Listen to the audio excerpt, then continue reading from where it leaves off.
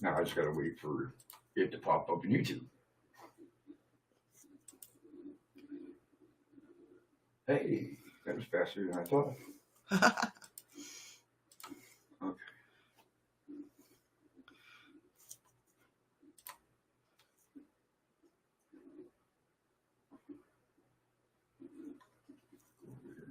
Click. Holy crap, that's a hell of a lot more work than... Hi, Heather. Hold on a Hey, second. Heather. Okay, I guess this is it. I have no idea what's going on, but... Don't mind us. There's a lot of Technical crap going on. difficulties. Now I got to make sure I'm... Hey, Scoops. Hey, Scoop. Hey, okay. Hey, Patrick. Hey, I'm okay. How you doing? Hey, Patrick. Sorry I'm late, guys. Sorry we're late. Computers are being assholes today. Yeah, so now I got to get all my stuff up again. Actually, I think it's OBS that's being an asshole. Hi, Sarah. On my side. Hey, Sarah. About bloody time. I know. Oh, that might be Scott now. Yeah. Saying something like that. Yeah, Scoops, I did. I worked 16 damn hours.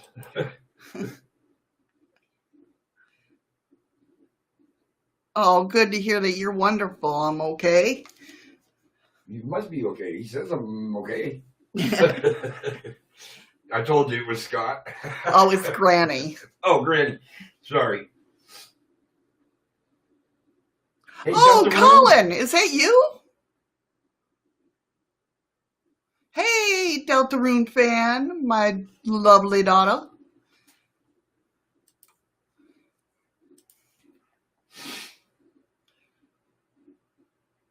It's weird because I'm in a different chat. I got a different chat going on. I'm all kinds of confused. Cole, okay. Colin. Cole. Who's Cole? Cole. That name sounds familiar. I'm so confused. Everything's confused. It's like a Monday here. Can you guys hear us okay? We're going through Restream because of the fact that The other one's being an asshole. OBS is being an asshole. Oh, did you? Very cool, Danielle. I feel like I'm yelling. Am I yelling? Yes, Patrick, that's the way I feel. I swear to God. Oh, cool. Oh, you have to get the rest of the flooring. Hi, Sarah. Hey, Sarah.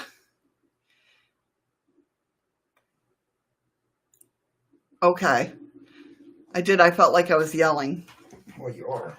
Am I yelling? I don't know. I'm sitting right across from you.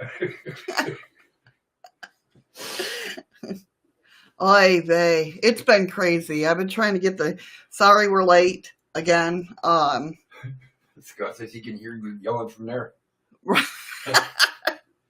Hello over there. A lot of work in playing Tetris. It's fun. Thank you, Patrick, for the ice cream. It's funny you say that because of the fact that Eddie used to be a moving band person. Thank you, Patrick. No, Scoops. Our StreamYard ran out and we didn't know. So, yeah, Eddie used to be a mover guy, and that's when he's doing moving stuff, that's how he looks at things, is Tetris. It's a big old puzzle. Oh, Lord. Yeah, I got so good I could actually put a 3-bedroom house on a 24-foot box truck. There you go. See? There you go. So, yeah, it's been crazy. It's just been crazy. I've missed you guys. I've been working 2 jobs. Yeah. Addie's been missing us. I've been missing Addie. No, she's finally getting her show with no interruptions. Yeah, no. That's always fun. No, I'm okay. It don't work hard as long as you work smart. No problem, Sarah. Yeah, that's cool. I wasn't on yesterday. I was having issues with the computer and everything. It's been crazy. No, issues, Well, yeah, Restream ran out. Yeah. Or StreamYard. StreamYard. You know, all our things, because we don't keep track. Well, yeah. I don't keep track. Oh my God, let me make that straight. Yes, I don't keep track of when things are due. So it's always right before we get paid. Or it hits right after we spent the last of the money just before we get paid. Yeah. So yeah, it's that's usually the way it works. Our philo, that I don't know how many times we've gone to go watch TV and been like, You just want to throw the fucking remote through it. Like, yeah, you figure something would pop up. See, StreamYard is going to end in 24 hours. Your bill's due. Yeah.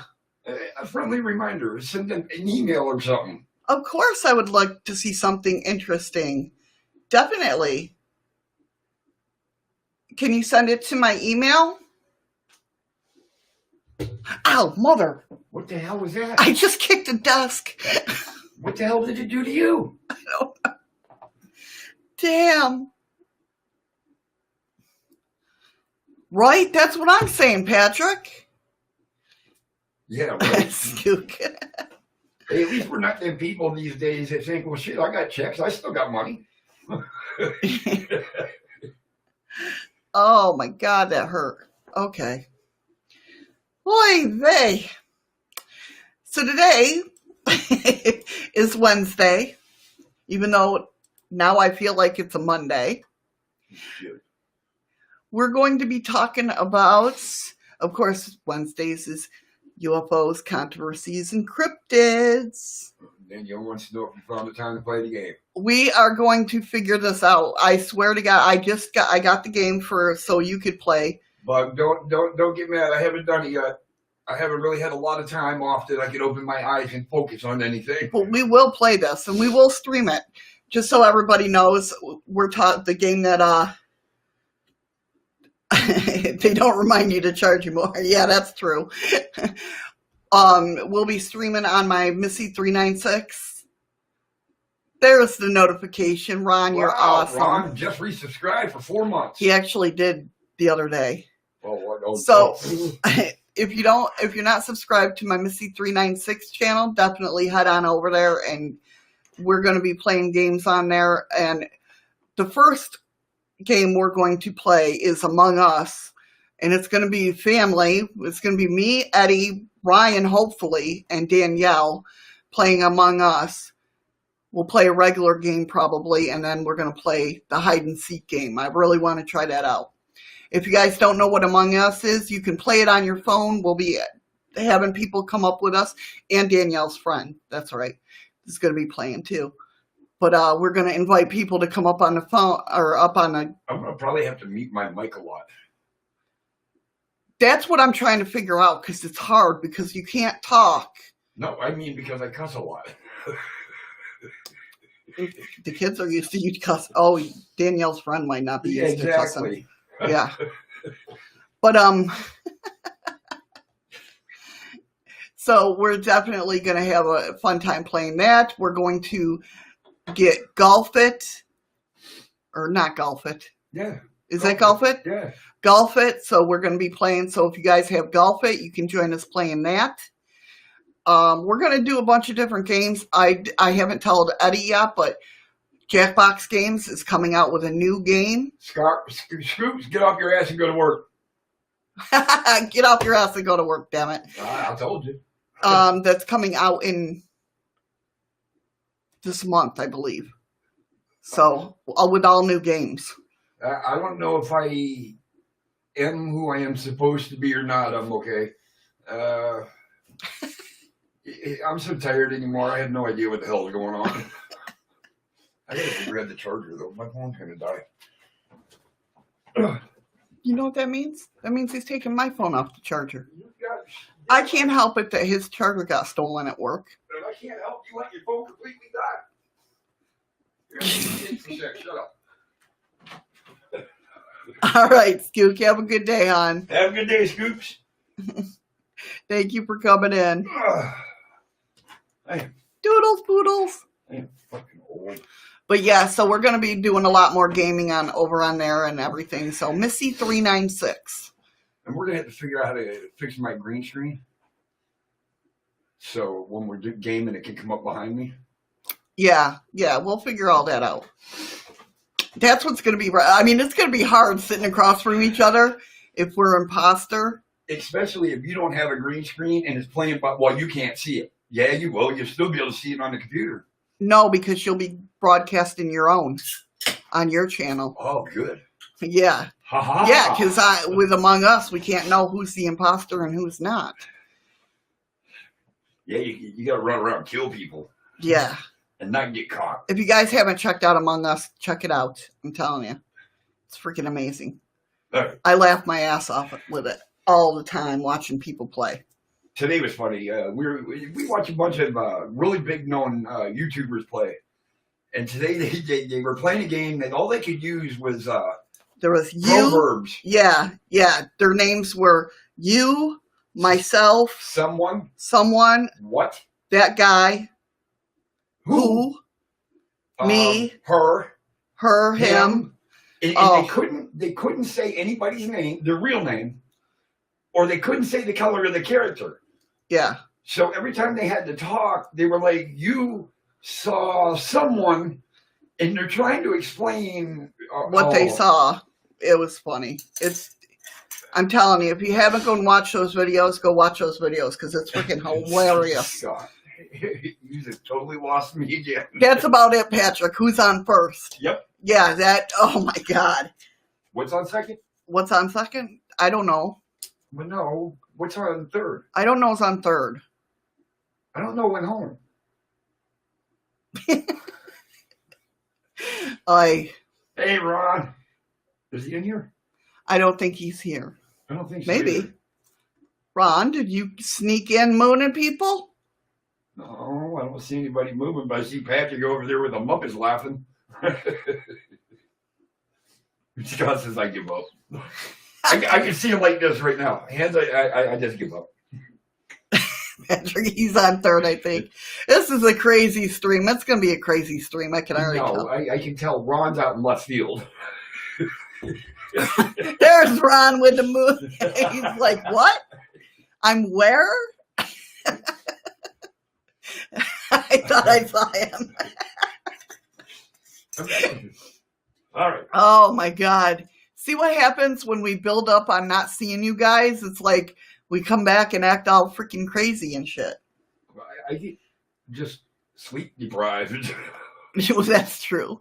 But I do definitely got to get a hold of Mr. Minksta so we can get this all set up. He can help me with some details. Ron is the catcher now. Oh, that could go so many different ways. I don't know. He might be the pitcher. He's throwing moons out there. No, he's bent over. He's catching. Oh.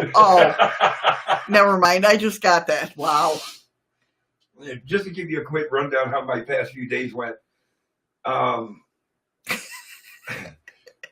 worked Sunday night, right? Yes. Okay. I believe so. I don't know. Yeah, because I was off Sunday night from my first job. And Monday morning, I went into work for a friend of mine to cover his restaurant. I went in at 8 in the morning. I got up at 2 in the afternoon. I came home. I didn't get any sleep up until about 5 o'clock at night. I slept for 4 hours. I got up, went to my first job, worked from 10 at night till 8 in the morning. No. 7. 6. 6, yeah. 6 in the morning. And then I went straight from there. I ran here. I gave Missy some food, turned around, ran back over to the restaurant, worked until 1, came back home, slept for 4 hours, got up and went back to work. And Danielle, that's bull. That's BS, man.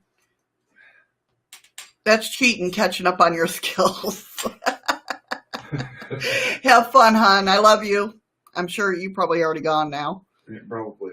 Well, I told you, Scott. I've said it many times. Go look up videos of Among Us, the game. Then you would know what we're talking about. So basically, in a 36-hour stretch, I've had 8 hours of sleep. Whose fault is that? Everybody on the fucking computer. Oh. everybody that goes live. All right, so what are we talking about today? Do we even know? Well, I'm waiting. Freaking Nicole's not here because I have some story. Well, a story. A lesser-known UFO wave of activity that took place in Belgium. All right, Scott, get on it. Get on it, Scott. Message her, tell her to get her ass in here. Paranormal. Yeah. We're talking about Abbott and Costello's baseball team. A video on YouTube, Scott. How is that other game going, Shadows? I haven't played it yet, or I haven't come back and played it. I was going to say, I'm sure she's talking about the other game. Yeah, Agent A. Yeah, because she says, how's the other game? Yeah, we're talking about Abbott and Costello baseball team. That's right. Wait, isn't it? What's on? No. Oh my God. Who's on first? What's on second? No one's on third? I don't know is on third. I just told you. Shut up. No, yeah, I haven't played it. It's coming. We're gonna do some more Agent A in a little bit. Message sent. Thank you, sir. Thank you, Scott. Oh my goodness. You know it's fun to make donuts when you're drunk. Well, at least sleep deprived. I feel like I'm drunk. Okay. All right. I'm like lost, guys. Yeah, it was pretty cool. I'm going to have to find some more. Making donuts when you sleep deprived? That ain't no damn game, trust me. I know what she's talking about. That is a fun game. It really is. Sarah was totally addicted to that. Yeah. Yeah. I can't remember. I know I was looking at Ryan's games because we share a Steam account. And so... More egg shapes, Scott.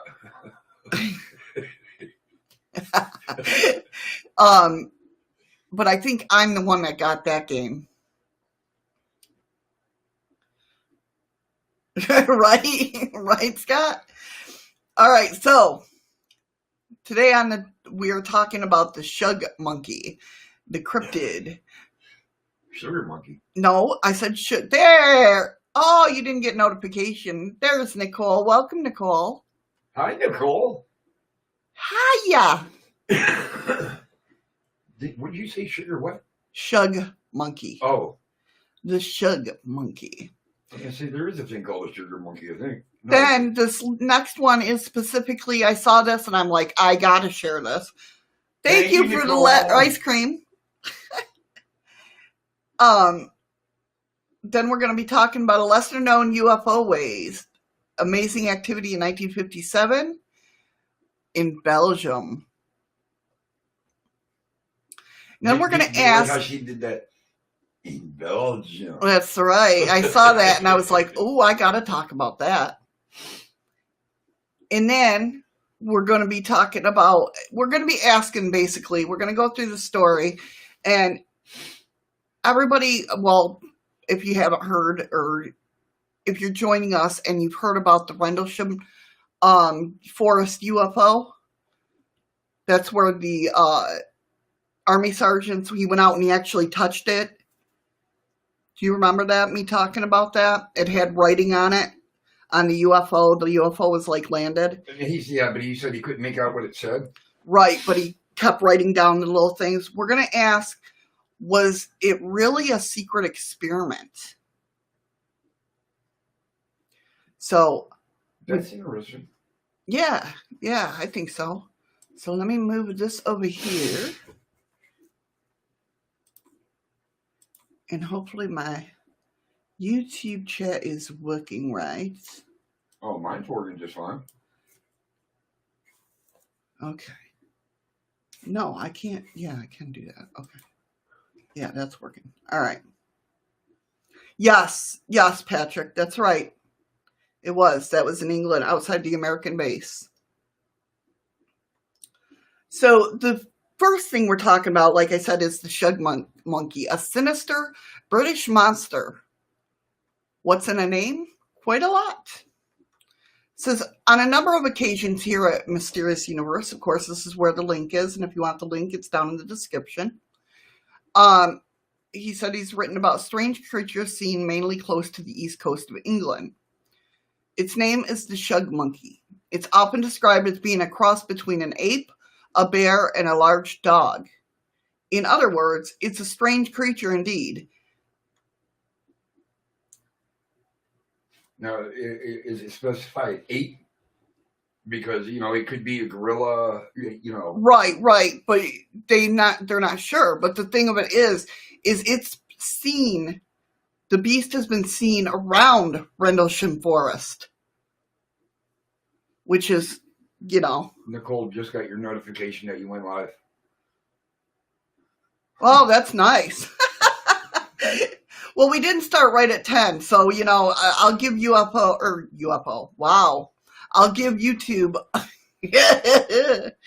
a little, leadway on there, but... No, because we did go live at about 10:16. Yeah. Oh, God. Oh, Patrick. One of the most intriguing stories came to him from a guy named Sam Holland, who had an encounter with a Shug Monkey in 1956.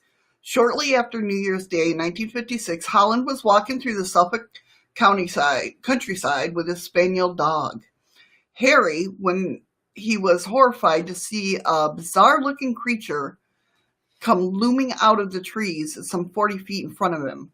It walked upon 4 huge, muscular legs, like a lion's, and a thick fur coat was both black and glossy, so it had a shiny glare to it. Incredibly, said Holland, the animal was easily 10 feet in length. And so you're saying length, it's on all fours? Right, okay.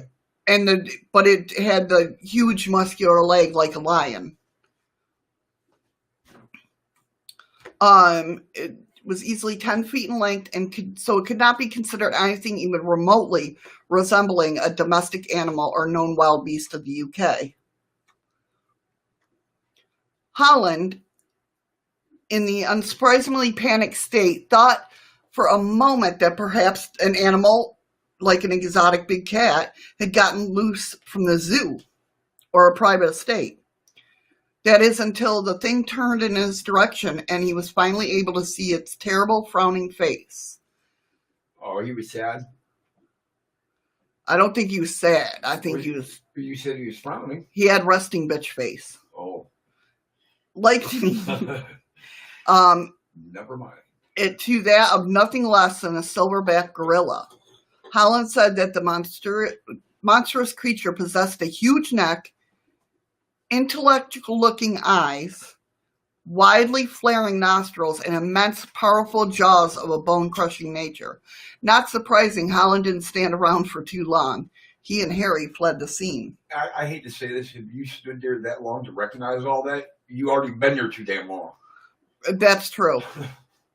So bringing matters to the most recent time, John Downes, director of the British-based Centre for Fortean Zoology, has a tantalizing tale to tell too, of Rendlesham Forest's most monstrous inhabitant, the Shug Monster. An ex-girlfriend of mine, an East Anglian paranormal researcher, was in possession of some videotape which showed the paw print and some huge animal like that of a cat or dog, but far bigger and with strange flattened fingernails rather than claws. So fingernails like us? Or would it be more like a horse? You know how they have the fingernails? But no, that's a hoof. They don't have fingernails. Not Like elephant. You know how they have the rounded... Yeah. I didn't mean horse. I was thinking, how's it, what? It had 4 paw prints. No, when you said horse. Oh, yeah. I meant like an elephant.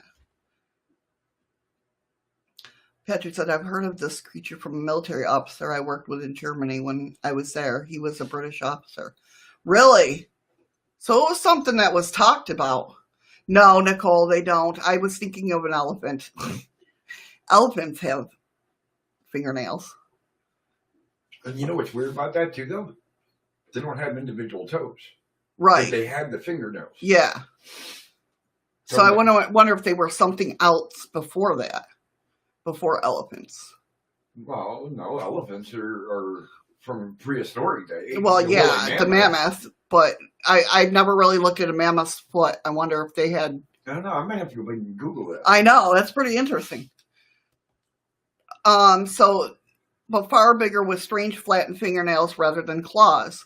John continues, she thought that it was a print from an alien big cat or some description, but I immediately thought was of the Shug Monkey.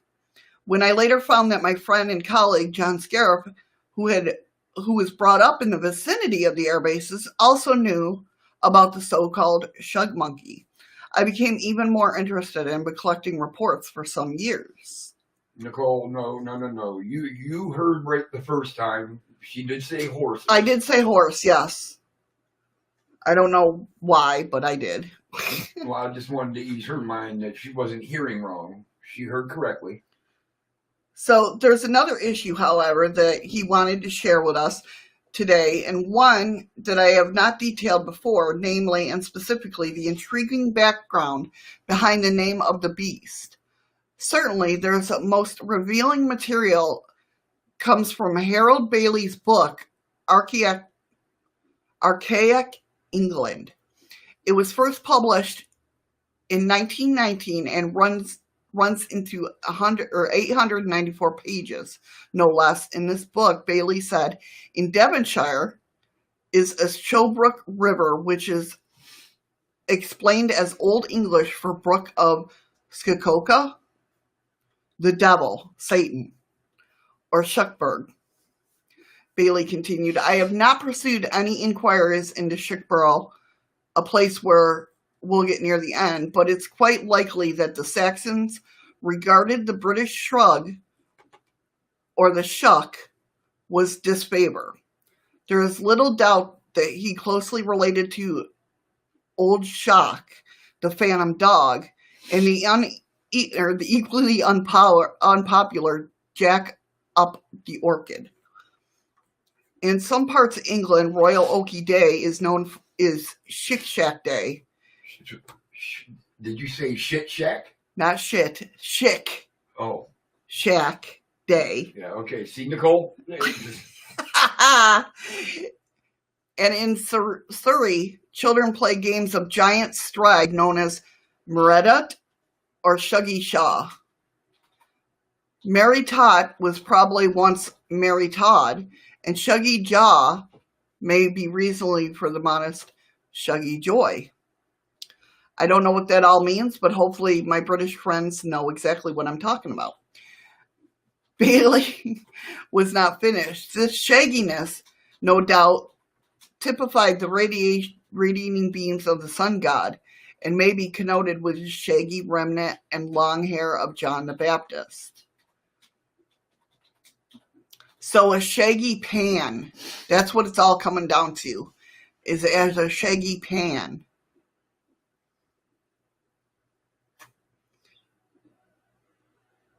So I wonder, that's what they're saying, that this is a part of like Pan.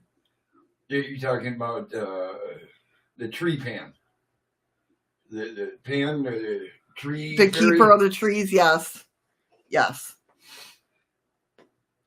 So, situated near the picturesque ancient hamlet of Milford, Staffordshire, Shugborough Hall is located, both a large and renowned country house that serves as an ancestral home of the Earls of the city of Lichfield. and its spacious grounds are connected to the nearby village of the Great Hayward by the Essex Bridge, which was built during the Middle Ages. Around 1750, the hall was greatly enlarged, and then yet again, at the beginning of the 1800s, it was enlarged even more. Today, Shugborough Hall is open to the general public and boasts a working farm museum that dates back to 1805 and which is complete with a watermill, kitchens, and dairy. Interestingly, the grounds of Shugborough Hall is also known as something called the Shepherd's Monument, on which it can be found a very strange and baffling inscription, and one which many students of the puzzle believe contains a secret code that identifies the alleged resting place of none other than the legendary Holy Grail. You know, we went down so many rabbit holes with the Holy Grail. I know. That it's been in Belgium, it's been in China, it's been in England, it's been here in the United States. You know, and now it's supposed to be in some monastery somewhere. I don't think anybody has a goddamn clue where that thing is. And the ones that do know, if they ever spoke a word, would die. Right. The Knights Templar and all that. That's what you're talking about, right? Yeah. The Shepherd's Monument is not the only such construction of note on the grounds of the sprawling old hall. The Tower of Winds, the Cat's Monument, and the Doric Temple also have pride of place. But get this, the thick and mysterious woods that surround Shugborough Hall is also said to be the domain of nothing less than a diabolical, hairy, wild creature of supernatural nature. Patrick says, don't worry, he's got it. Okay, we won't worry then. From name to name and from place to place, we see fascinating and creepy connections. So this whole Shug monster is, like I said, even if it's not a cryptid, what the hell would that be? But now also listening to that, it's spotted in two different kind of not timelines, two different time periods. Right. Hi, Mama Kitten. Hey, Mama Kitten, how are you? And they both, in both time periods, have described it the same way. Right. So, I mean, that's what gets me is like, if it's not a cryptid animal or whatnot, what are people actually seeing? I mean, it's enough to scare them and let it be like burned into their brain. Do you know what I mean? Right. I get what you're saying. I tell you what, though, if I saw something like that, that would creep me out. I mean, I sit there and I wonder, like, if we were sitting on a back porch or whatnot, and like something like Bigfoot did come around. You would be like, oh, cool. Probably.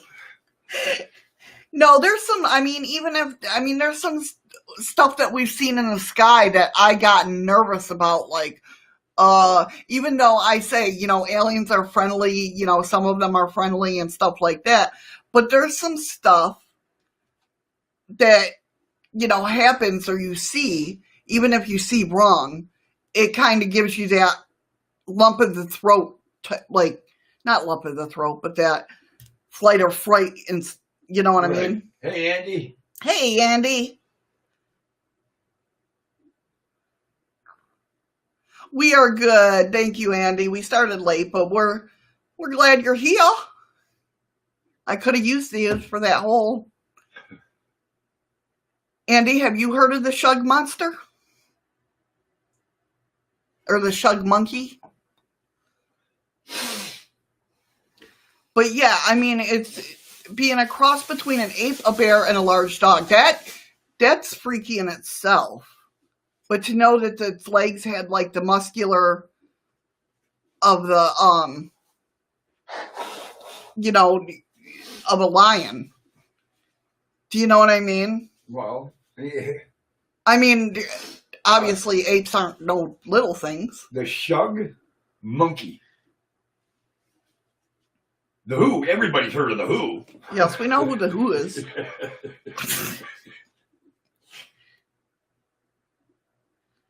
Not shit shack. Nicole.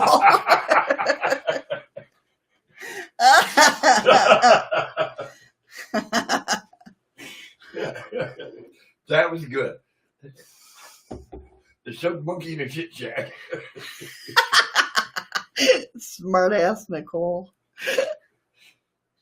Oh Lord. Look at Nicole over there. That was funny. That was just perfect. But I just want to know, like, what people see. Like, even if they didn't see a cryptid. They explain it 3-4 times what they see.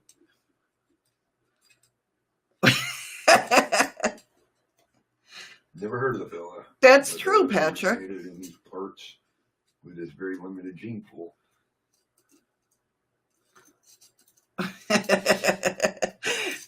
Patrick said there's a lot of creatures out there that we know nothing about. I mean, there's shit in the bottom of the fucking ocean that's so far down that. Yeah. What is it? Yeah. Or even like in the. Hey, Boomer. Boomer, how you doing? How you doing, buddy? You know, even in the rainforest. Yeah. There's animals out there that people haven't. There's places that the human people cannot get to. Hey, Boomer, you know what a Shug Monkey is in a shit shack? God, you misspoke. You guys have to pick up on the bad ones that I misspoke. You're one of those creatures? You're right up there with Andy, and he always says it's him or his ex-wife. Patrick's ex-wife, too.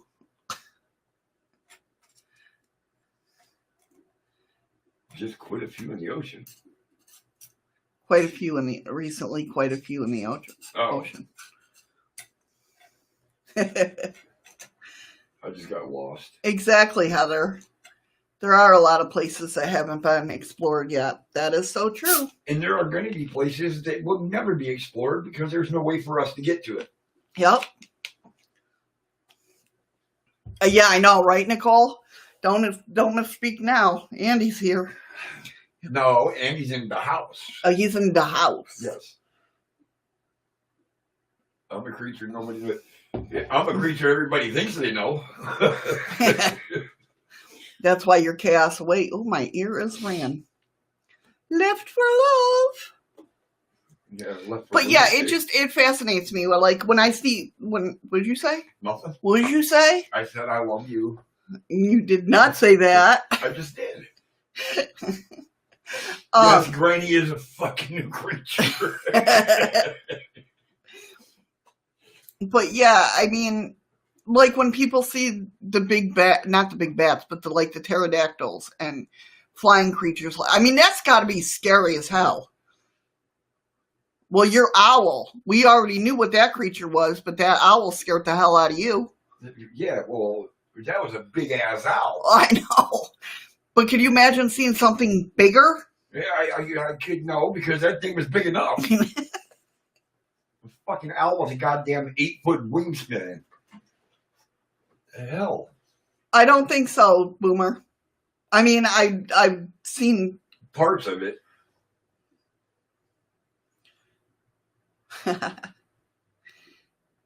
Oh.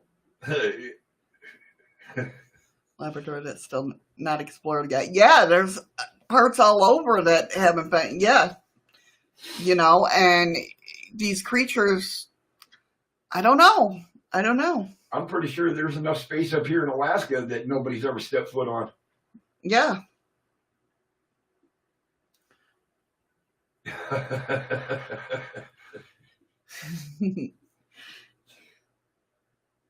I'll have to check that out.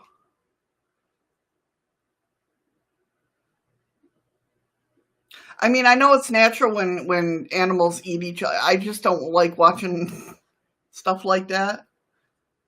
But I mean, like I do like watching them look for like the giant squid and everything like that.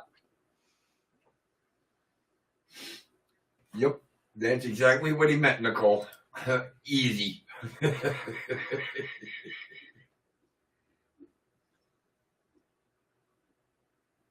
I thought they found one actually bigger than that, Boomer. Yeah, it's just one of those things. I know it's a part of life and I know it happens, but I don't want to see it happen. I could have swore they found one longer than 30 to 40 feet. They could have. What was the one that we were watching where they went down they had all the scientists there and they went down like 5 times, twice each. That's what it was. They went down twice each trying to get the giant squid on camera. Yeah, I can't remember what we were watching. We watch so many damn programs, it's hard to keep which one's which. It is. I'm lucky I know my favorite programs' names. You know what I mean? Thank God for DVR. That's all I can say on Philo. Yes. Built in. Yes. Thank God for that because we don't have to do shit. We miss the show, we just go back to it and watch it. Hit saved. So the next thing on the list is A Lesser-Known UFO Wave, amazing activity in 1957. Now, this is the guy that approached the UFO? No, that's the next article. Okay, so I'll refrain from saying anything on that because I think I remember something now about that one. Okay, all right. So when it comes to the matter of UFO waves, just about everyone has heard of what went down in 1947, in 1952 with Washington, D.C., the multiple encounters across the United States in 1973, and the invasion of flying triangle types of UFOs that took across the skies of Belgium from 1989 to 1990. Were you driving? Were you driving then, Nicole? Were you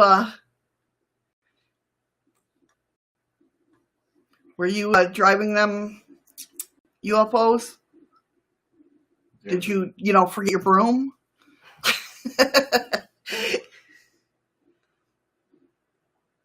At first, the witness claimed all you noticed were the lights. They were so bright that you could read by them. So brilliant that a policeman described them as like lights on a huge football field. Only... Real quick. Yeah. Patrick, I do remember reading about that, and I think at one point, they wanted to believe it was a meteor that actually fucking fell into the Pacific, which made that sound. You weren't born in 1989? No, I think she was born before then. So no, she wasn't born in 1989. 1989 and 1990 is when the triangles hit Belgium.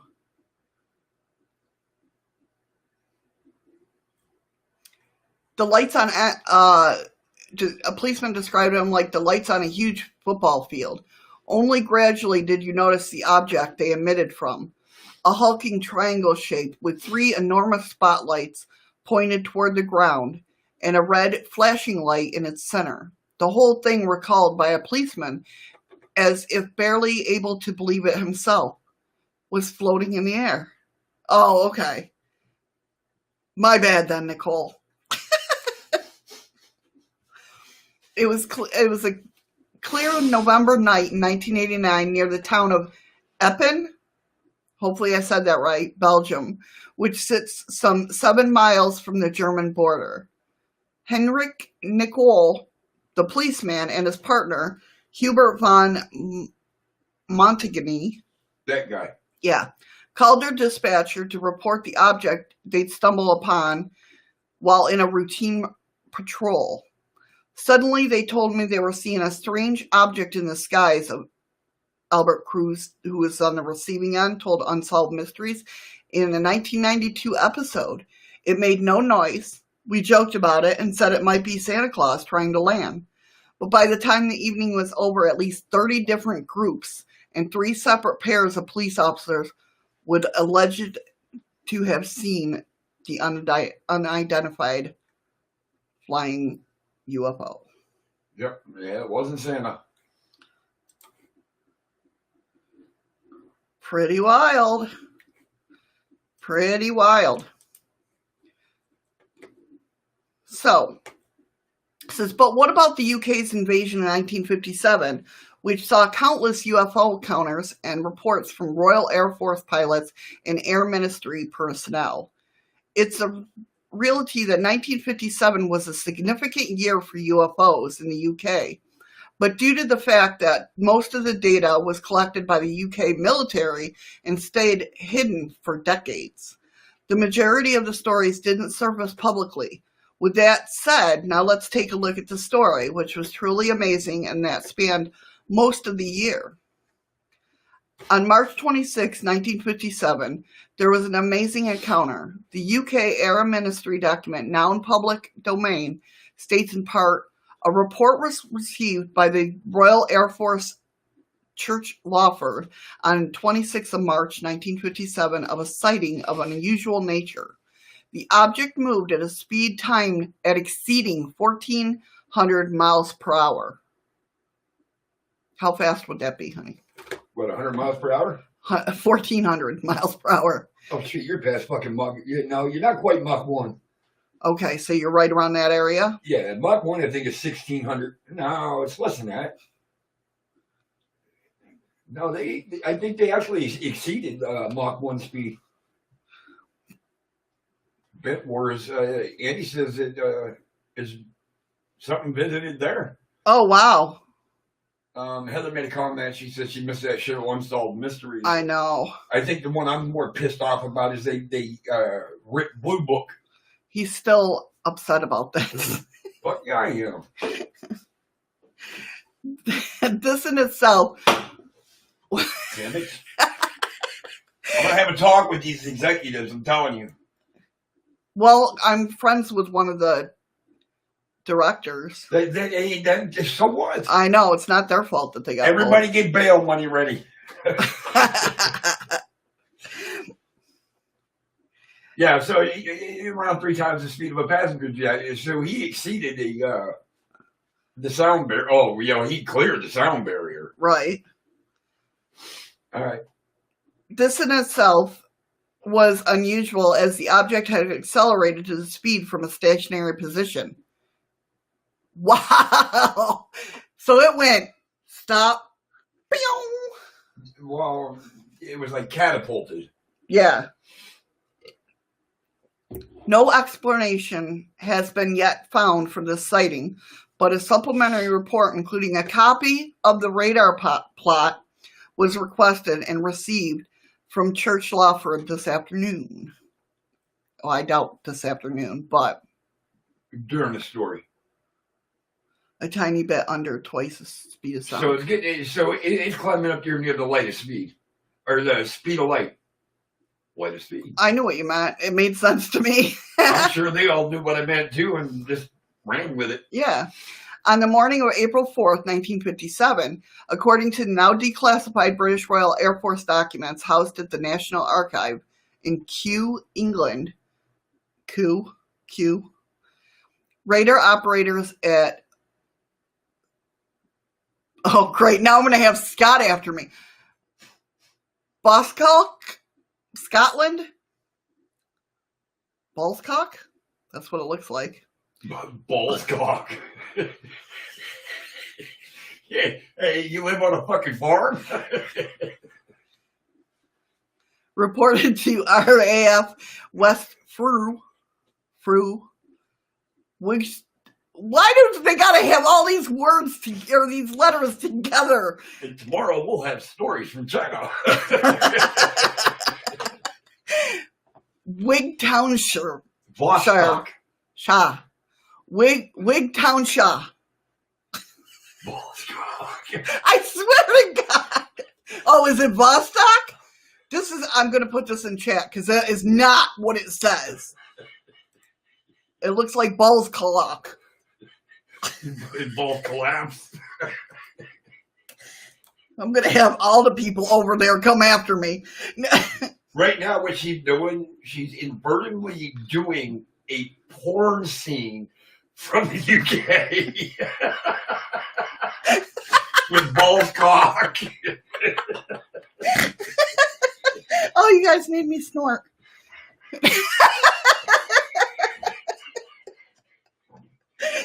And this is why Missy does these stories. I swear to God. And I do it to myself.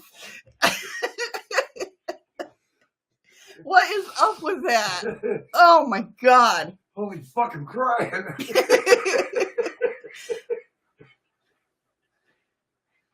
I swear, after this, I'm just going to have you come up and pronounce that, Scott. At least you didn't say a bull's cock. That might have been better. Balskalok. Ballskalok. Okay. Your balls are in a lock.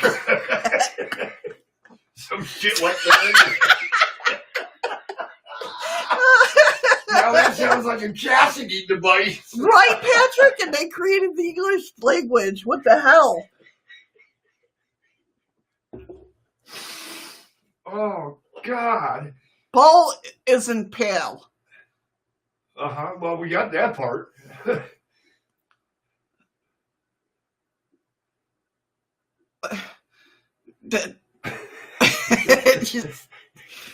Okay. Anyway, moving on.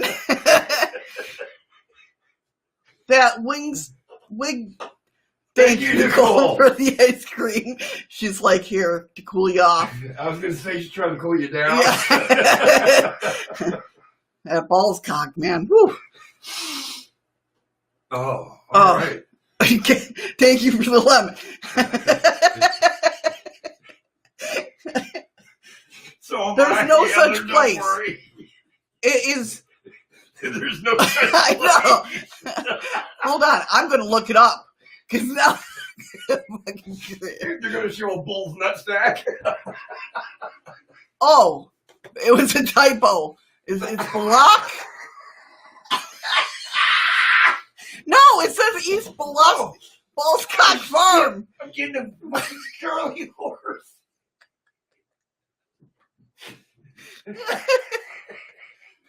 Is it? No, it says West Ballscock. Because the bull ain't got an East ball cock. No, there's an East one too. Oh, fuck. Damn it. Yeah, I know, right, Patrick? Oh, I laughed myself right into a fucking cramp. It's in West Futworth. West Frew. Oh, God. Yeah, right. No. Walk it off, baby. You fucking rub the mug on it. Bananas. More beer. UK not a country. It's a nation of one country and three idiots. I mean other countries. Baltic? All with their own language too. It's near Titty-Breland in Scotland. What is City the capital? I haven't found a northern Ballscock. Yeah, but the south one hangs really low. The southwest. Oh no, that's Scotland. That just says south. Oh. Wigstown, southwest. It's in southwest Scotland. It could be. I don't freaking know. Oh. Just bear with me, guys. Oh, this is fucking funny. What are you kidding me? I'm gonna freaking rename everything. Hey, Amy. Yeah, hi, Amy. Perfect timing. We're talking about balls cocks.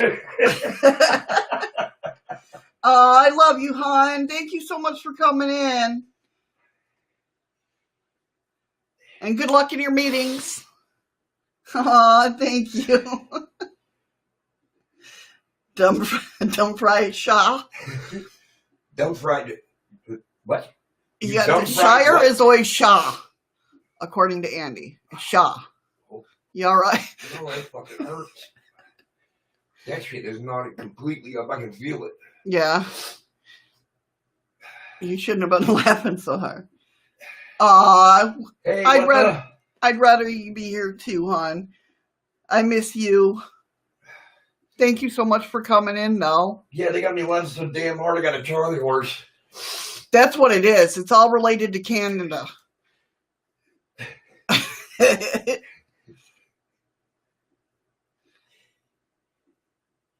Telling, yeah, right?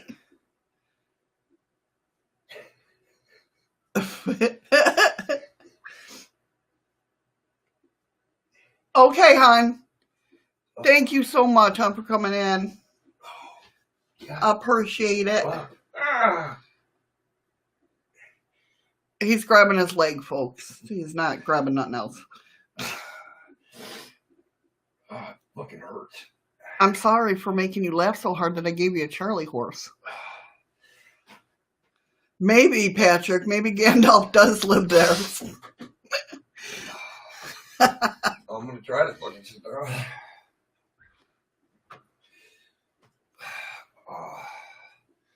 All right, I think it's going away now. Okay. Oh, yeah, I'm better now, Heather. I had a Charlie horse gripping my leg from laughing like that. Welcome to our world. This Yeah. happens on a daily basis. Old age sucks. I can't wait till I get older. Nobody can tell me what to do. Yeah, I think I'm done with it. Oh, man. Okay, do I dare go on with the story? Oh, I don't know. We might have to skip the rest of this one. And he has cramps. No, I took Midol for them. So Wigtown Shaw. Huh? Wigtown Shaw, which is near Ballscock,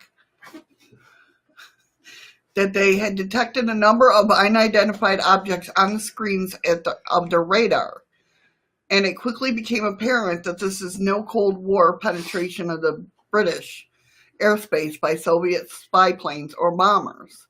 As the mystified radar operators watched the screens, they were amazed to see how large stationary objects hovering at 50,000 feet that then proceeded to ascend vertically to no less than 70,000 feet, according to the files. A second radar was switched on and detected the object at the same range and height. Most significant of all the stage was the assessment by the radar experts of the incredible proportions of the UFOs. It was noted by the radar operators that the size of the echoes were considerably larger than would be expected from normal aircraft. In fact, they considered that size was near that of a ship's echo. They're plotting to be mean against you.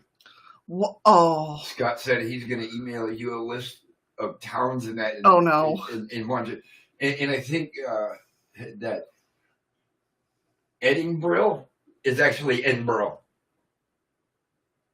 I didn't say Edinburgh. Not you. I'm talking because they're putting it up there. Oh.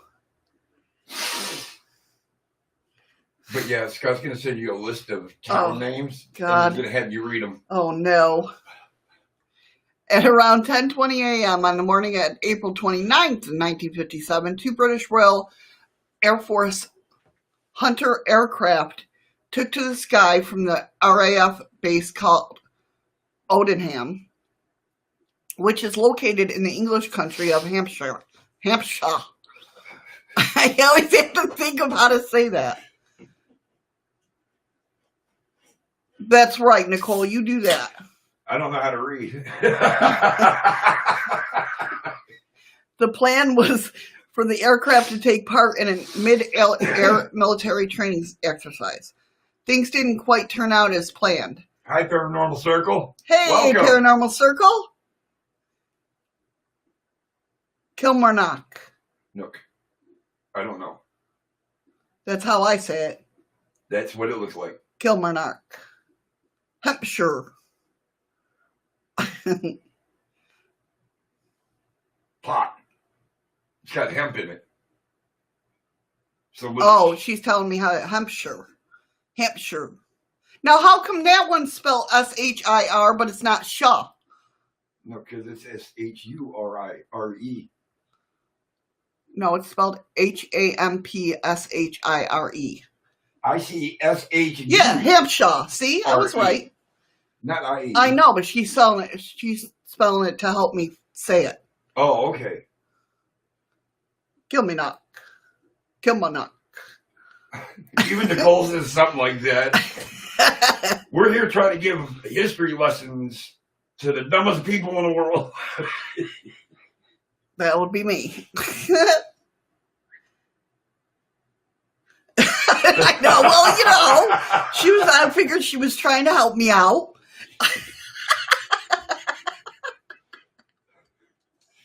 The UK's right, but talk what isn't written. So that makes the UK wrong. I know. That's what screwed me up, because I'm like, Andy said when it says Shire, it's Shaw.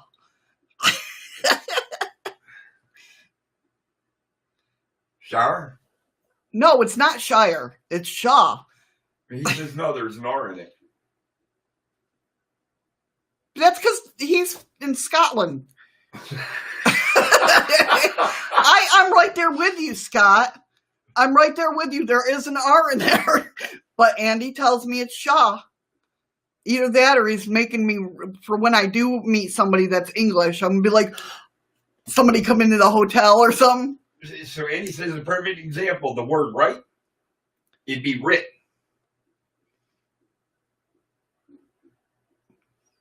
Did I say that right, Andy? No.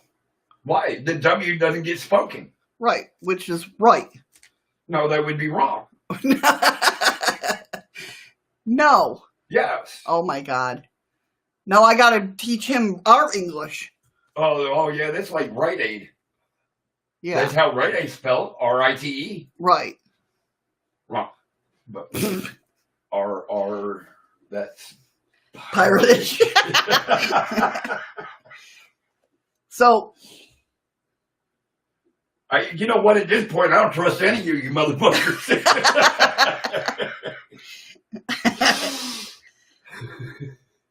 Even worse is listening to a Scot on how to pronounce English place names. They have enough trouble with their own place names. Great, now we're going to start a war. Just blame us, fuck it. It's always the Americans. We're goddamn Americans. I'm waiting for the SWAT team to show up. Savvy is also piratish. Yes. Oh my God, he can't type well today either. Might as well match the language. It's like the... Oh, shit. What'd you see? It's like the town spelled with a W. They forgot to talk the... Where did you see that? That's Nicole. She can't write. It's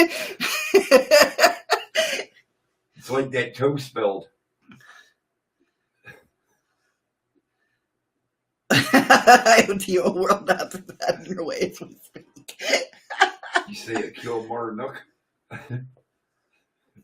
You say it, Kilmarnock. How do you say it, Sarah? Now, is that Harwick or Harwich?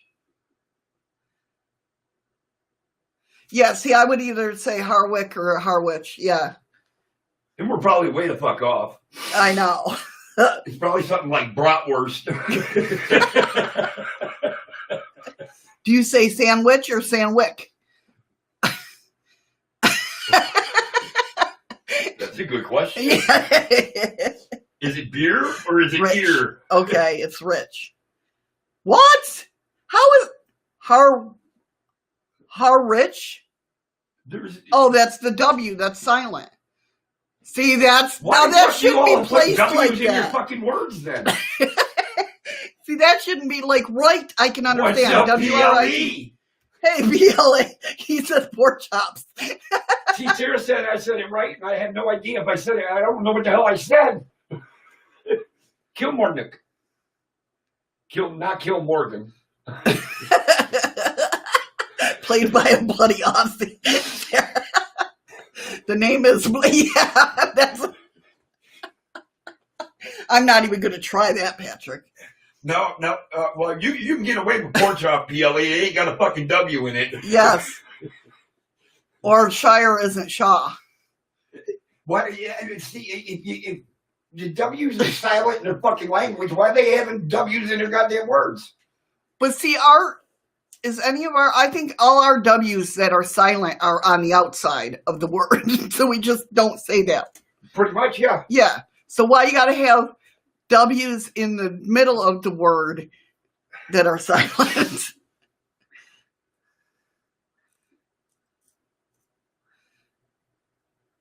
Oh my God, Andy. Oh my God. Oh, Lordy. No, you can't say that because the W silent. yeah, you can't. So it would be poke wop. You calling me a wop? No, it'd be poke cop. Oh my God. Oh, so much for getting through these goddamn stories. Holy shit. You picked a good one here. Jeez. Try spelling that in grade school when they ask where you are from. Yeah. I'm from Bullscock.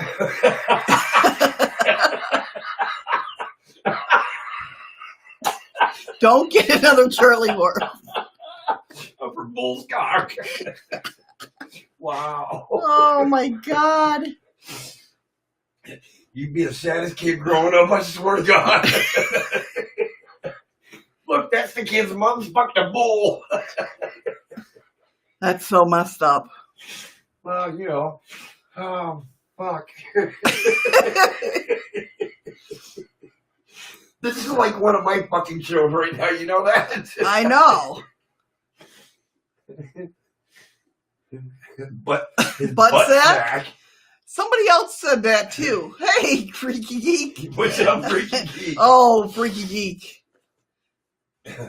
You know, Andy, when I tell everybody where I come from a twinkle in my daddy's eye that used to jump from nut to nut. Oh, Lordy B. The man who wanted to go on Scott and Sarah's panel last night. Yeah. He'll never go up on panel. Who, Freaky Geek wanted to go up there? It's T's pronounced be the names steal your what? What? T's pronounced by names surreal here. Well, I am really confused on that one. So Freaky was asking for the link. the link. What? I would be pretty mad. Me too. If you went on anybody else's panel but mine.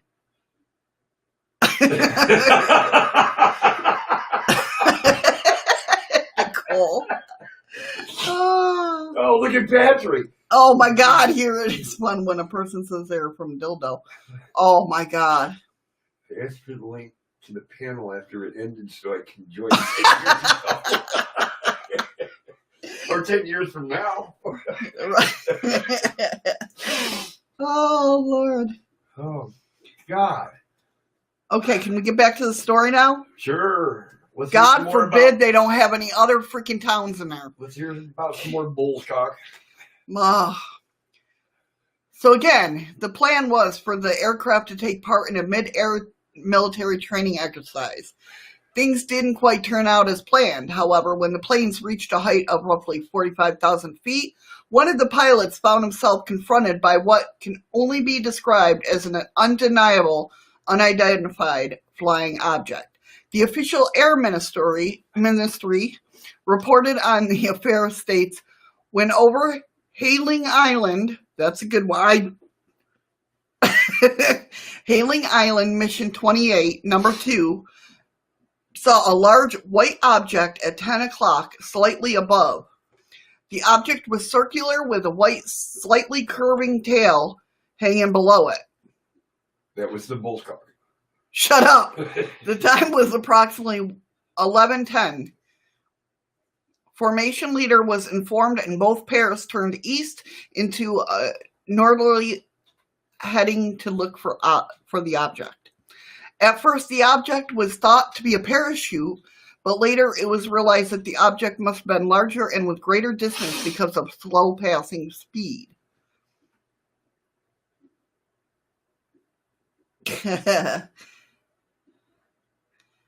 Right, Heather? That's their excuses for misspelling words. Oh, is that what it is? Yeah.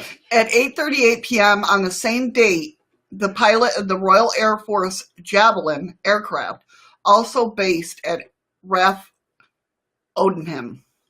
What's up, my American brother? Hey, Brett. was vectored. We've been speaking the Canadian language today. Kinda.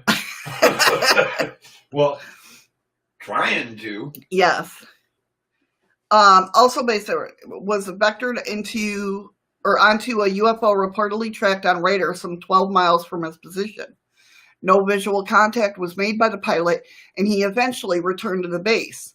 This particular affair received brief coverage of a number of newspapers after one of the base staff tipped off a local reporter on what had gone down. And as a result, an Air Ministry spokesman made a very brief statement to the press. It went as follows. All we can say is that we are investigating the matter. Until inquiries are completed, we have nothing further to add. Sounds about right. Sounds like Joe Biden. Right. Sorry. All right. Can I retract that statement? Also, on the same day that the curious events of Odenham were unfolding, another significant UFO-themed event occurred. This one at RAF Ventnor in the Isle of... All right, this has a W in it. Is it... Nope, it's silent. I? Instead of white, it's I. Just off the south coast of England. According to the Air Ministry's own records, a member of the public, Mr. L. Humphreys, telephoned RAF Ventnor to report that he could see two metallic appearing objects to be southeast of Shanklin in a height of what was estimated as approximately 30,000 feet.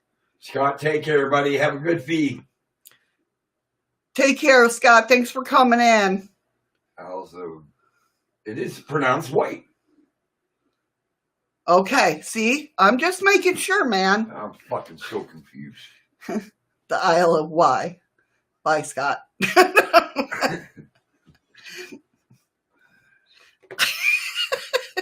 What did you... The what?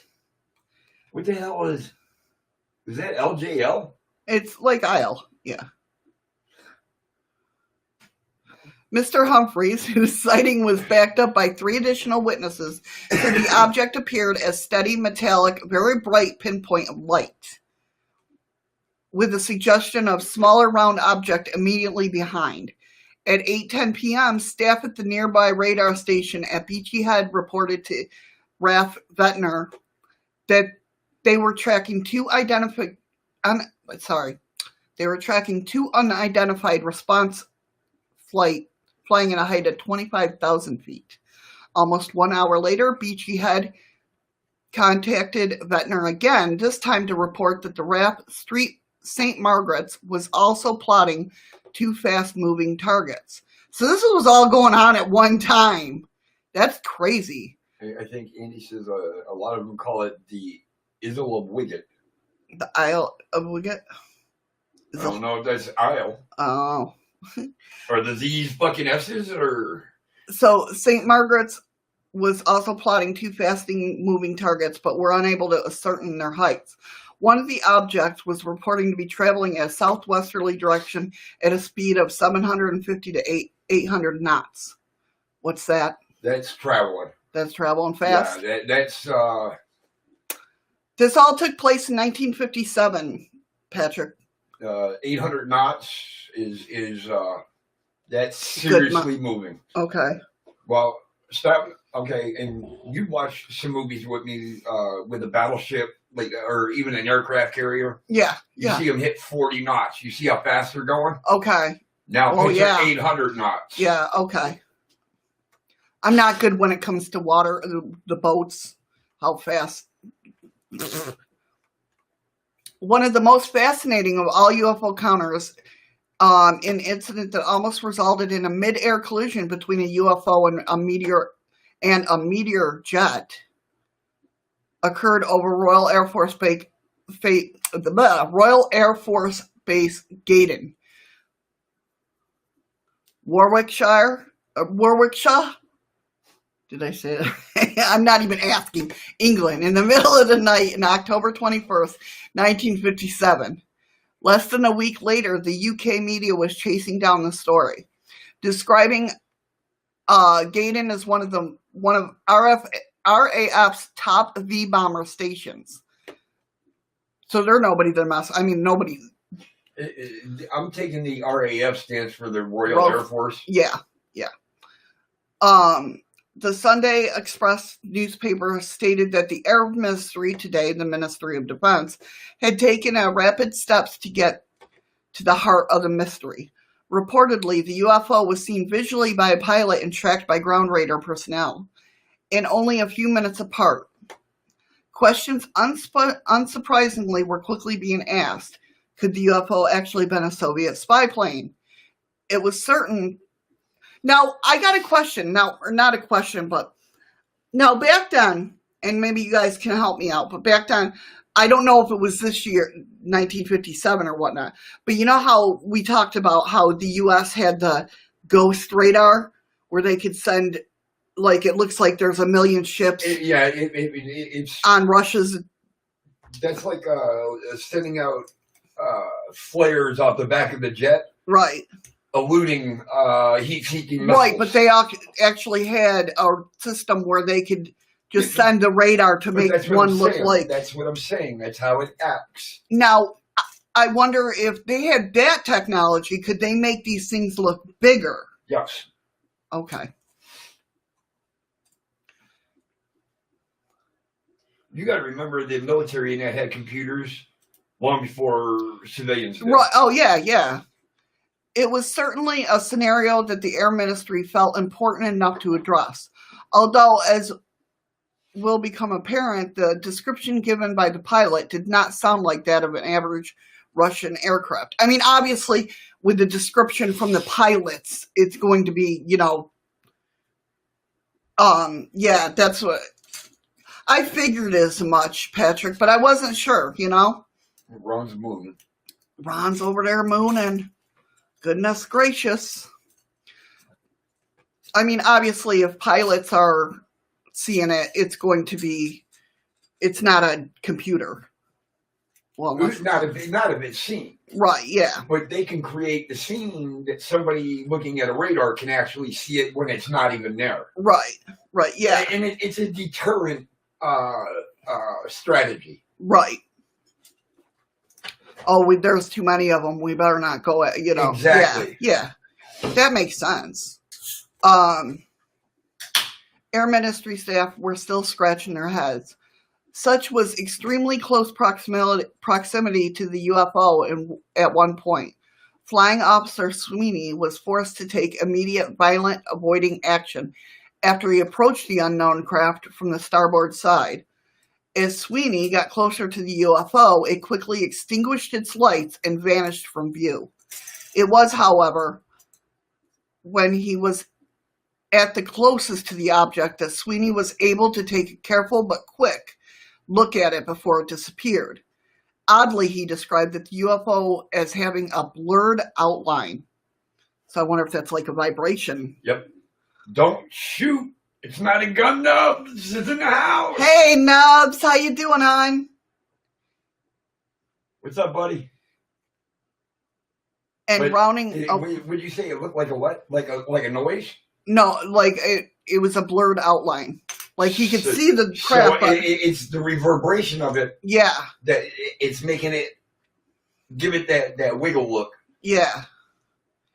And rounding off the year was the encounter of December 2nd, 1957, which involved an unusual aerial craft that sighted over Toppler's Hill near Biggleswade in Bedfordshire.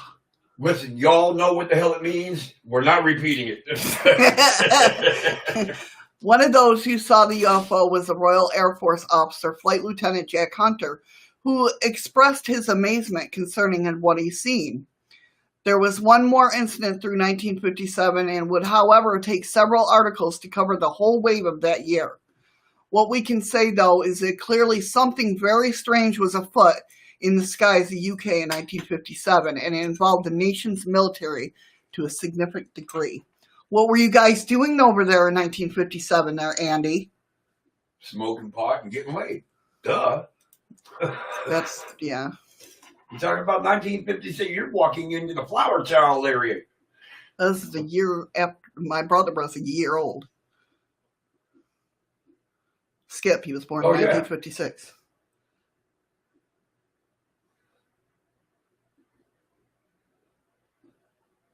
Andy is sipping coffee. It was in the UK, Brett.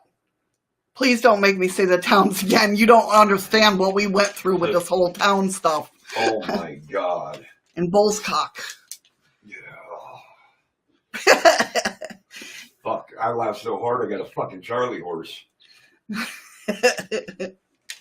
Yes, we know Andy knows something. When he starts sipping his coffee, his wheels are turning. Yeah. He's like, yeah. I gotta piss. My brain is flooding, so I gotta piss so I can think. Right. Yeah, Well, see? What did you just say? It's just over there, Nicole. Somewhere in the UK. You hush, Nicole. Brett, it was nowhere near you. Don't worry about it. It was nowhere near Canada. Or America. Brett's not in Canada. Andy. And when he starts speaking in third person, be very weary. I know, right? Fucking Patrick, he's dying over there. This has definitely been an interesting show. And we still got one more story to go. We do. I'm scared. It's freaking UK again. Don't be scared. I am very scared. Ball Lake. Oh yeah, that's right. It was in Scotland. It's Ball Lake. Ball Lake. They should have named it Blue Balls. Wait, isn't it Bollock? Oh, he knows it well. Yeah, it was from there. Isn't it Bollock? Is it Ball Lake? Bollock? I don't know. It's ball something. I don't know if it's That's pronounced not how ball. it was spelt, though. I know, but I don't know if it's pronounced ball. Do I still have it on Is it? paste? Yes, it was this, it was that. I have no fucking idea, Patrick. Balls Ballscock. clock. Clock. It's a fucking Beretta. All right. So, look, Patrick's dying. Yeah, your shit shake. Oh my god. Balls clock. That's called a chastity. Near Your shit egg. Bull Express. Oh, here we go again. My God. Fuck. Lordy be. Gonna have this conversation all over again. No, we're not going with the third story. Oh, it don't matter. That's in the UK too. I know, right? We're going to be talking about Bull's cock the rest of the day. Oh my God. Hey, Mary. Hey, Mary. Could be Ron Hole in the world that far north. Oh, Lord. Holy Yeah, shit. so that's what the name of it was, Brett, is what I typed out there. And you missed it. Eddie got a Charlie horse from laughing too hard. Oh, Christ. I had to get up, walk away. I started crying. I'm laughing. I don't know if it was the Charlie horse or me laughing. It was definitely messed up. So, here we go. The Rendlesham Forest. Ding, ding, ding. Round 3 of the UFC fight. We almost started a war with Scotland and England, and Yep. oh my God. We was waiting to get swatted for that one. Against Americans. Oh, Lord. Look, we missed one fucking day. Look up the light and bang on the Bell Island, Newfoundland. Oh, yeah. Let me get... It's not going to have any interesting, like, towns in it, right? Well, it don't matter. We'll probably go down a fucking rabbit hole.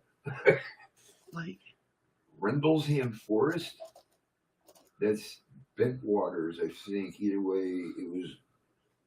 Yes. Yankees Air Yes, it was a Yankees Air Force Force shit, I said Base. that right? He's calling us Yankees. Oh, I am a fucking Yankee. Yeah, I know, me too. That's what my dad told me when I had to do third grade, your nationalities and that. My dad was like, just tell him you're a Yankee Doodle. That's all they need to know. Okay. Yankee Bell Doodle Island. Dandy. Island. Yeah, I would definitely look that up. I found my I'm a Virginian. I almost thought that said I'm a virgin.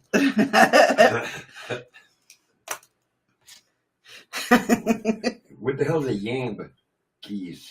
You're Canadian. We're not Canadian. Yeah, I know. I seen that map. I fucked that up. And look, he didn't even try to cover up the swearing. I know. We're all Canadians. That's it. What? No. We are Canbad-Indians. Oh, yeah, that's right.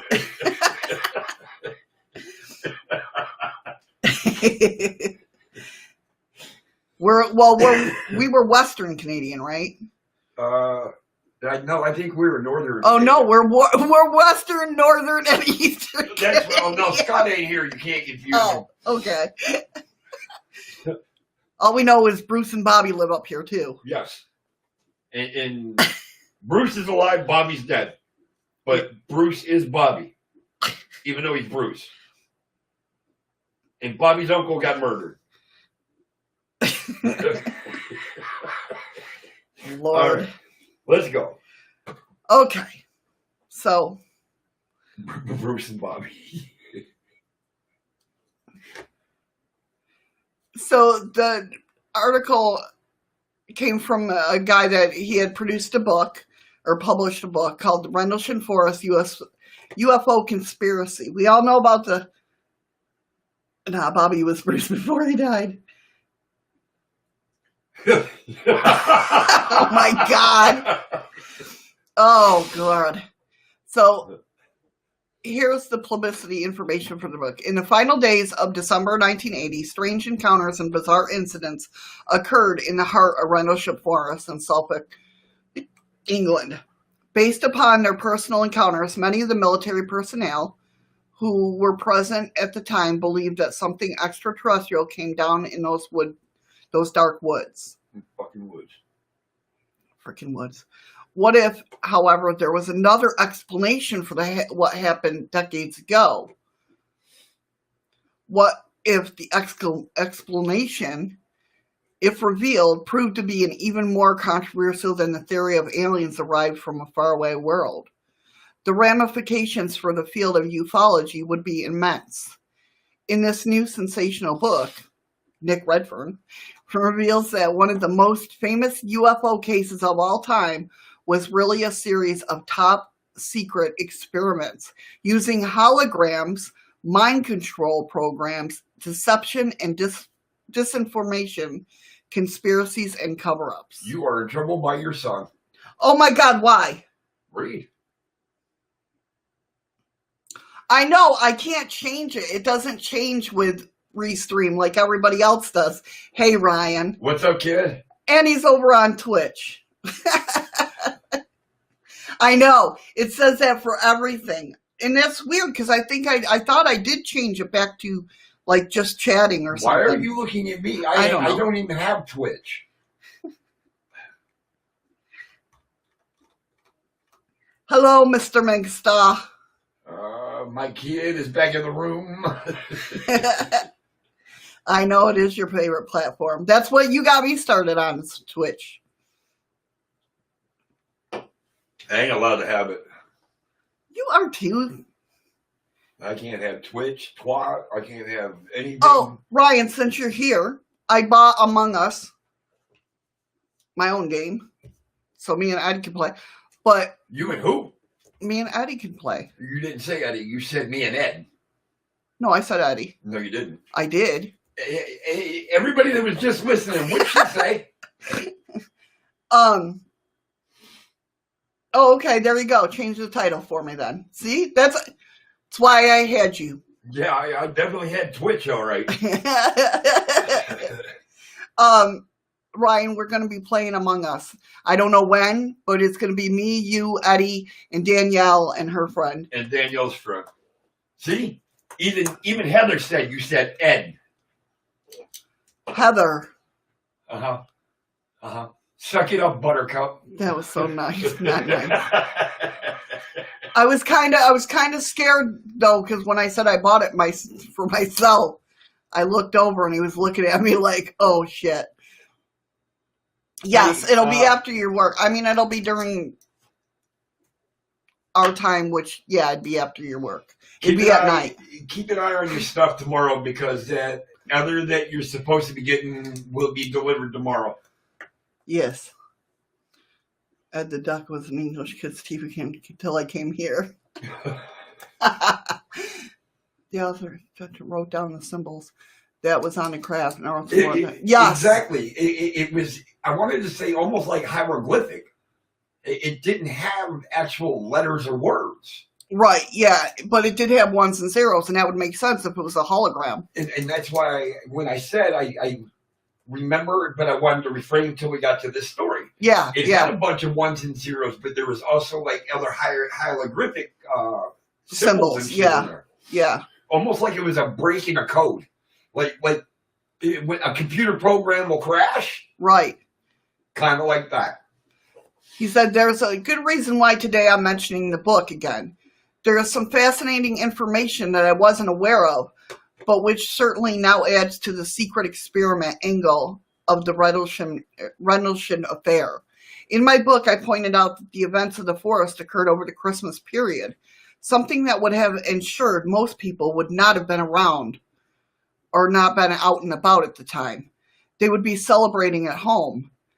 And that also included a significant number of military personnel who was on leave for the holidays that worked by two nearby military bases, Royal Air Force Base Bentwaters and Royal Air Force Base Woodbridge. I want to make a comment to Patrick. He says that the ones and zeros were translated into a message. Right, yeah. Okay, and I understand that, and I don't exactly remember what the message said, but I think that's why the break between the ones and all the zeros in that was the hieroglyphics in that, which caused the program to crash after they got the message. Oh, maybe. In other words, so what does that mean? I mean, if we touch a hologram, if it was a hologram, because he got really fucked up from it. Oh, yeah. He spent the rest of his life fucked up. Yep. Patrick says I said it the right way. Yeah, it's binary code. Yeah. So if we touch, I mean, there's been hologram. Translating message, hands off, highly radioactive. Yeah, but probably that's pretty much what the fuck it said. Right. And this, of course, they were experimenting with this at this point. Holograms and, testing that code. Right. In other words, by running the clandestine program over the Christmas nights, few people would know what had happened. On the other issue I addressed in my book is a matter on how, in the latter part of 1964, UK military personnel were dosed with LSD in a couple of English woods, and without their knowledge of what was going down. It was an experiment coordinated by the staff from Porton-Down, Wiltshire, a facility that has a long, secret, and controversial history of researching the effects of hallucinogens on people. And that brings us to the latest bit of the story. Way to go, Ryan. You can piss a lot of people off with that. He does. Remember him and Tanner were making that game. Read when he finished. Okay. I know how to program a well-program that when you open it, it will open and close your DVD drive until you restart the computer. Oh, my God. Is that what happened to my computer? Ryan? That's why I knew they were working on a program. They were working on a game, though. Yeah. That's why I said finish reading that. That's... I love my son. To me, yeah, everybody's like, "Ooh, that's bad. He knows how to do stuff like that." To me, I'm like, I'm so proud.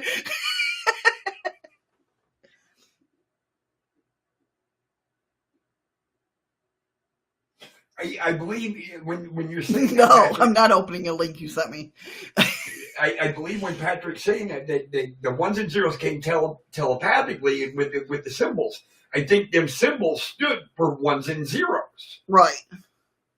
I should stress that this isn't exactly a new revelation. In fact, it was noted back in the 1960s. However, as a result of what I learned during the research for my book, it now places this particular piece of information in a new eye-opening light. The story can be found on the pages of Arthur Shuttlewood's 1967 book, The Warminster Mystery, Astounding UFO Sightings. On the book's jacket, we're told 2 years ago, the small Wiltshire town of Warminster was suddenly gripped by a series of flying saucers, which have persisted right up to the present day. No town in England, or for that matter of the world, has registered so many authentic reports of UFOs. The publisher continues, the Warminster Mystery is a dramatic unfolding of these sightings, with eyewitness accounts of strange things seen by day and night, of bewildering mushrooms of smoke, crescents of fire, weird disturbing sounds, and even open counts of conversation with those from outer space. Now, to the crux of it all, stationed at the military facility called Nook Camp at Heytesbury, which is only 4 miles from the town of Warminster, was the 1st Welsh Regiment. Hey, Hey, Eli. On Christmas Day, that same regiment found themselves in a very strange situation. As Arthur Shuttlewood wrote, over 30 soldiers awoke to a thunderous crescendo at the camp early on Christmas Day, 1964. Andy, I don't think that was ever documented. Any vehicle that travels faster than the speed of sound, when it goes by you, you won't hear it immediately. It'll take about a second or two. Right, and yeah. then you hear that boom. Yeah, that I know. But I don't remember you reading anything about anything being documented about a sonic boom. No, it never. I know what you're talking about when we were talking about how fast the 1,400 miles per hour. Oh, that would definitely make a boom. Yeah, but they never said anything about the sonic boom. You're right. So in 1964, on Christmas Day, when it was still dark, in other words, a sergeant told me it was as if a huge chimney stack from the main block was ripped from the rooftop, then shattered in solid chunks of masonry across the whole camp area. Shuttlewood added, the guard was alerted, standing by for action, but none developed. Surprised, the soldiers were unable to explain the blasting sounds by asserting that they were decidedly not caused by conventional type aircraft. So they heard all this noise, but don't know where it came from. But then they said it sounds like unconventional aircraft. No, they were decidedly not caused by conventional type aircraft. Because I was going to say, I thought UFOs were silent. This aerial thunderclap was the forerunner of the astounding series of the incidents which occurred on Christmas Day, 1964.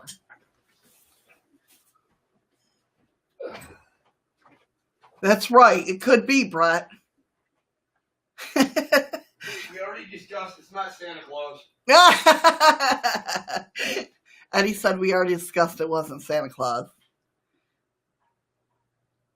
Yeah, exactly, Patrick. And that article that I wrote before, or read before, mentioned no part of it having a sonic boom. So in the Christmas period in both 64 and 1980, and when most Brits would have been at home celebrating Christmas, military personnel in the UK were exposed to strange and unexplained phenomena that was perceived as being UFO-based in nature. And the LSD experience run by Porton Down's scientists took place in the final days of 1964. Not only that, Portendown is located only 24 miles from Warminster, and as in my book on Rendlesham demonstrates, there was a Portendown presence at Rendlesham Forest the night before the incidents began. There are, without a doubt, significant parallels and threads to be unraveled raveled here. For me, this was all beyond coincidence. We're seeing two different experiments, one in the 60s and the other in December of 1980, with the identical goals to fabricate UFO events, both on just the quietest date of the year in the UK, and to see how military personnel responds to amazing and bizarre phenomena. I definitely want to check out that book.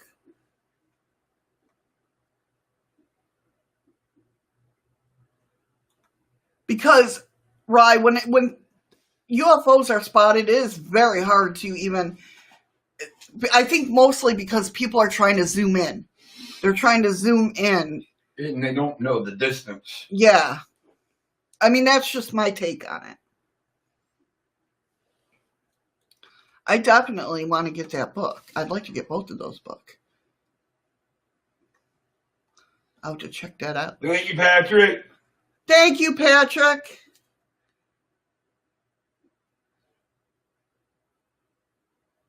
Sorry, I'm... That's okay. No, I'm messaging her kid.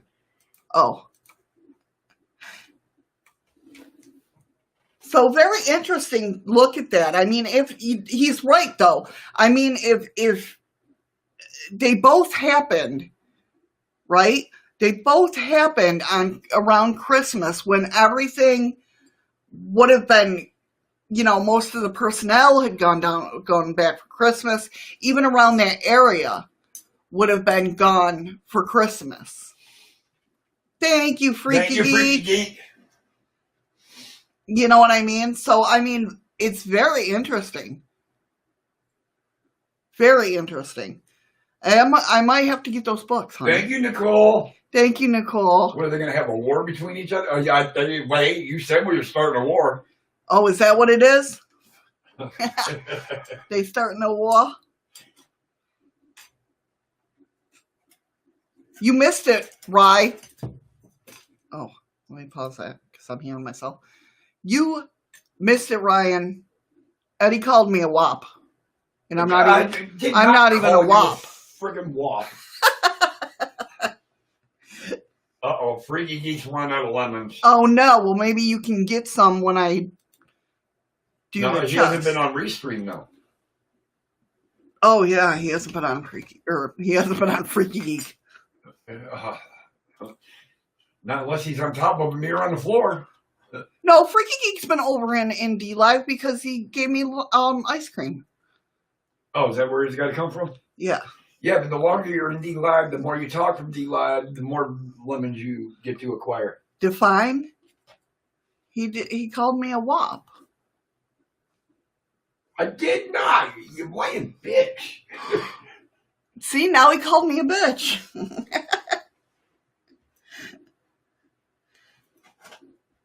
Yeah, not the whole time. Remember the joke that I told you to tell your dad when you were little? I told you, Taylor, and Danielle to tell your dad what happens when an Italian's car goes flat. Or Italian, oh my God, the tire goes flat. Definition of a wop, that's what you are, Ryan. You're Italian. It's a slang word for Italian. Take care, Brett. Thank you so much for coming in. Thanks, Brett.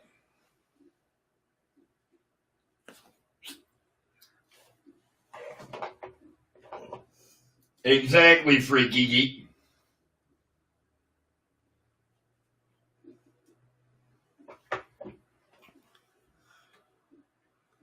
Yes, they go. You forgot, Freaky Geek. It's Dago. Dago, wop, wop, wop, wop, wop. It's slang for Italian. It's $10 in the jug. Shit. I'm sure Nicole had to probably break out 4 or 5 damn jars tonight.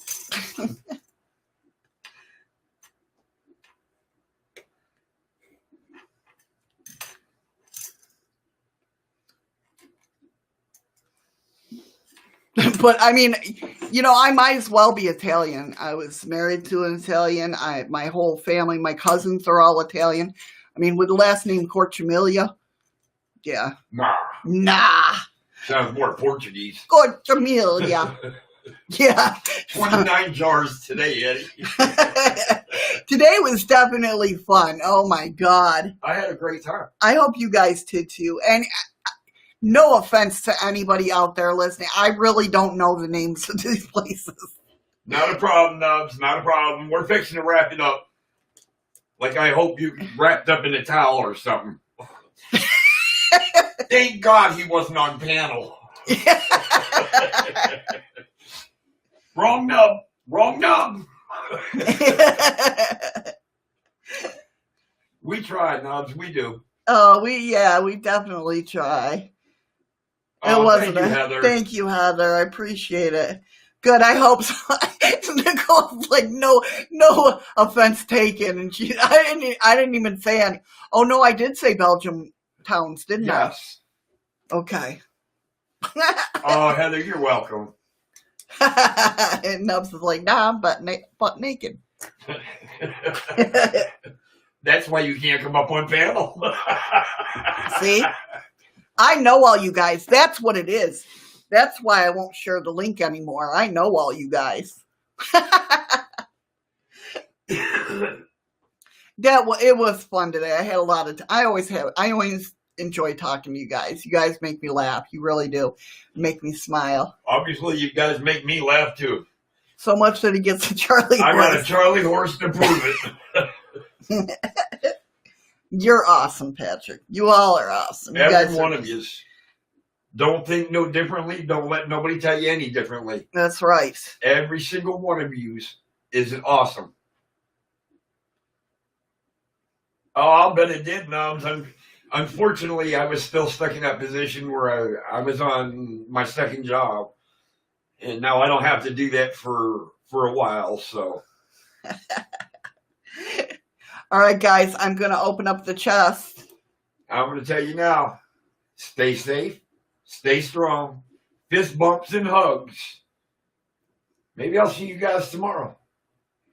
Have a good night, guys. I have opened up the chest. You got 20 seconds. If the chest has not popped up on the screen for you, please take a moment and hit the chest, and it should pop up and it should say open chest. I think. I don't know. This is the second job, boy. A number 2 on the loo. No, freaky. I was covering a restaurant for my friend. All right. Patrick got 89.6 lemons. Oh, I popped my ear when I said that. Nicole got 51.9 lemons. Heather got 37.8. And Freaky Geek got 30.2. Freaky Geek, you got lemons again. You got lemons. Quit spending them in ice cream cone. Save them up and then have fun. That's right. You got 1 million lemons? Holy shit, Nubs. Thank you, Heather, for the 8 lemons. Thank you, Heather. Oh, you didn't see them? But guys, thank you so much for spending your 2 hours with us. I'm sure there was better things y'all could have done. Did you read what Nicole said? Where? She said, a horse with toenails and balls cocked next to shit shag. It's not shit shag. It's supposed to be shit shack. Oh my God. Oh, the chest didn't open for Ron. Damn it, Ron. Of all people, why didn't it open for you? I don't know how to do all those, Rye. You're the mod. Give yourself points. I don't know. But you guys are just totally awesome. Nobody ever talks in Twitch. They just lurk. I see the numbers, but they just lurk. I wish they would talk. Better thing. Take it easy, Nubs. Maybe I'll run into you at PLE's here sooner or later. He was in here not too long before you. Yeah. All right, guys. Thank you. It makes my day for you guys. Andy, you're safe. What happened to the box? Why? What happened? They played He says, Thursday. thanks for having me here, Missy and Eddie. If you can give me 10 minutes in which to run before you call the kennels. All right, we can do that for you, Andy. O.J. Howard. O.J. Howard hurt his leg and he put on injured reserve. But they pulled up a rookie from the practice squad. This kid seems like he's pretty good, though. At least my team's going to play tomorrow night. Your team might not play Sunday. Yeah, we might get postponed because of the COVID. Don't say. Sorry. I said swine flu. The swine flu. SARS. Yeah, that too. MRSA. Oh, that's not this is viral. drier. Oh, yeah, now I feel it. All right, guys. You guys have a great day. We love you guys so much. Thank you for hanging out.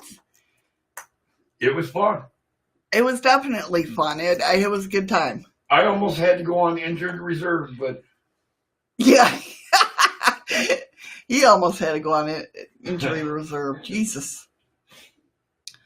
I swear. But thank you all for being here. And remember, find something that makes you smile with your eyes today. Absolutely. Definitely. You guys make me smile with my eyes, as you've seen today. Eddie, what? You opt out? Who, I just noticed that you weren't even on camera. Who? You. I closed my camera. You always do that at the close of your show. Jesus. I've always done that. I've never noticed before. Holy shit. The whole time we've been doing a show together. All right, guys. Remember, if I can do it for you, you can do it. You can Remember, do it too. if you can if do I it. can do it, you can do it too. Sorry. Holy Christ, what's so hard to understand? Oh, that's right. That's military. Oh, is that it? If I can do it, you can do it too. Pretty good statement. Kind of like the same statement as, I will never make you do something I've never done before myself. Yes, I'm very big on that. All right, guys. Thank you again for being here. Love you guys so much. Appreciate each and every one of you. We love you guys so, so much. And yeah, we'll talk to you later. Bye. Have a good day, guys.